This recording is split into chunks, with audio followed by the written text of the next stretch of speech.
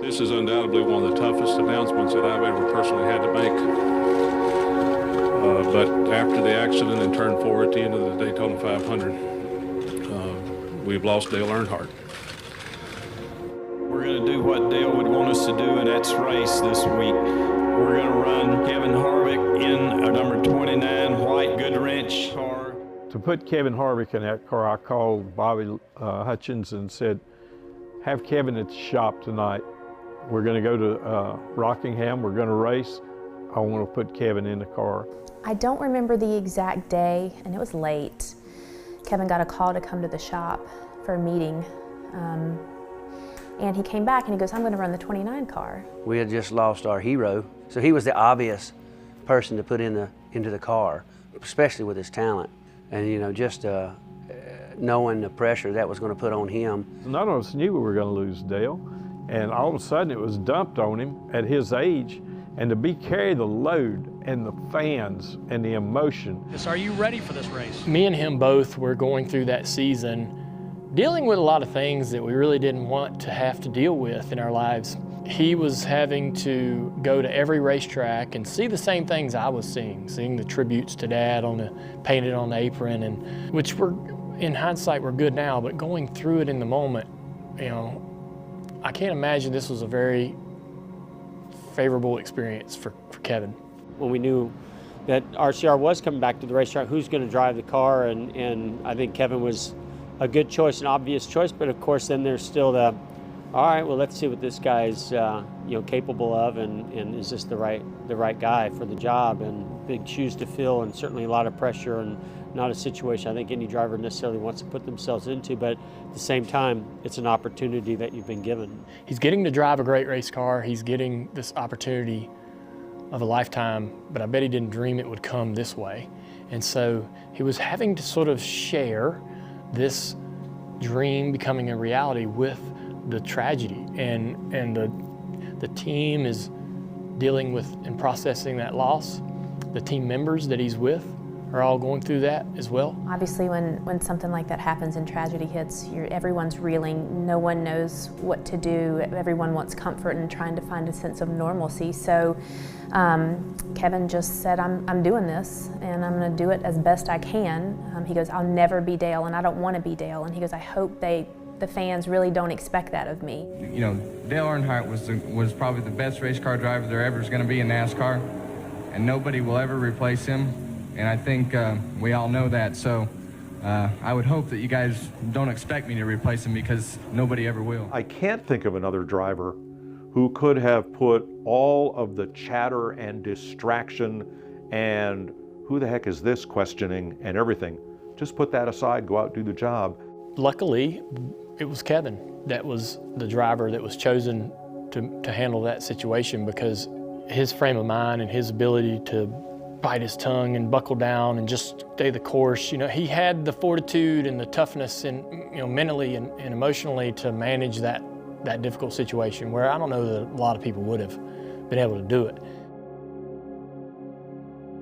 You know, I think Kevin carried 2001 with a pretty even keel. I knew Kevin was strong. He was a very strong, mentally prepared person, and he could handle that, where I don't think any other 25-year-old young man would have handled it. His personality and the way he is tough mentally was a very big asset to him in that situation.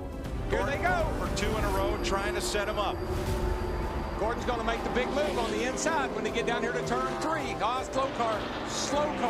Slow car's going to be in the way. Just like a year ago, he's going to get him, though. Here he's going to get him. Gordon got loose. It was like it was in slow motion. Everything slowed down. It was so close, and you didn't know. But I heard Kevin screaming, tell me if we got it, tell me if we got it. Tell me if we got him. And we didn't know until the scoreboard flashed and they announced that the 29 car won the race. And then the emotion really hit us all of what was happening there. And we all thought, and I said, you know, what could be more fitting and what could be more special than Kevin Harvick putting Richard Childress's car in victory lane and telling everybody in this sport, you know, we're all grieving, but it's going to be all right. I'm telling you, I'm speechless. What could be more fitting? What could be more special?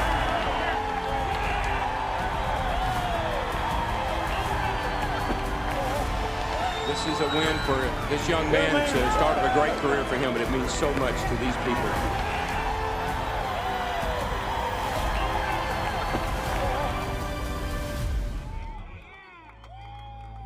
Kevin winning that race at Atlanta was incredible for Kevin, because I feel like that he stepped into a race car where there's a ton of expectation, and he was filling an impossible void, one that I probably couldn't even fill. I wouldn't have wanted to be put in that situation that he was in, even with the name and everything and the connection that would have made perfect sense. I wouldn't have wanted to have to do what he did. For him to go to the racetrack and win, it added a lot of credibility to Kevin as, hey man, this guy was chosen and this is why. And boy, RCR and everybody there looks really smart, right, for making that decision. And of course, the win and the process of healing and everything that was going on with the team, all that was great. But for Kevin, you know, that just couldn't have been more perfect. He needed to prove to everybody that, you know, he could do the job. And so he goes out there and does that at a very, very fast rate. So I imagine, I don't know, but I'm kind of imagining that a lot of weight was lifted off of his shoulders in that moment. That he could finally say, you know, all right, I've shown everybody that they picked the right person for this. And shoot, I mean, he hadn't had too many races under his belt at that point outside of the truck series, and he looked phenomenal. He drove like a veteran that day. I think it was shock at first, and then it was a relief of, you know, I hope that they realize maybe you do deserve to be here, because, you know, no one could have stepped into that position and succeeded to their own level of expectations, much less the crew, the sponsors, the fans. And the fans were the most important part, right? Because, I mean, it's not like you're replacing just anyone. You're filling in for Dale Earnhardt, and that's a heavy burden and heavy weight to carry. So I just felt like that maybe gave him a legitimacy of he does deserve to be here a little bit. And I was just proud of him. You know, getting that win early was an opportunity for him to, you know, that was a definite sign of I'm good enough to be here, and now here's my story. Kevin wanted to, after that year, he wanted to build Kevin Harvick image, and he did. He did that. It was a time in Kevin's career to build Kevin Harvick and become Kevin Harvick. And I think that we all worked together and we won quite a few races. Kevin will go down in NASCAR history. He will go in the Hall of Fame.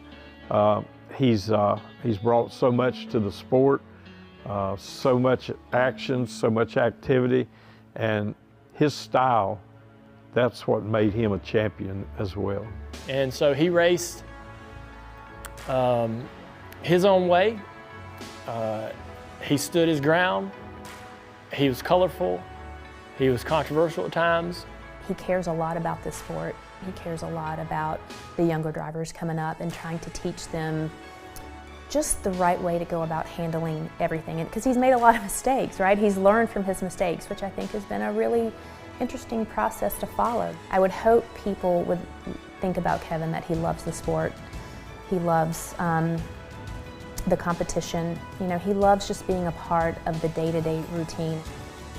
Kevin Harvick, forever a legacy. Kevin Harvick, forever a legacy.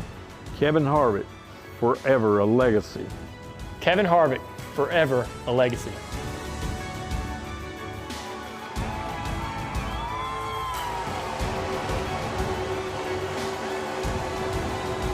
Awesome job, guys. Awesome job. That was awesome.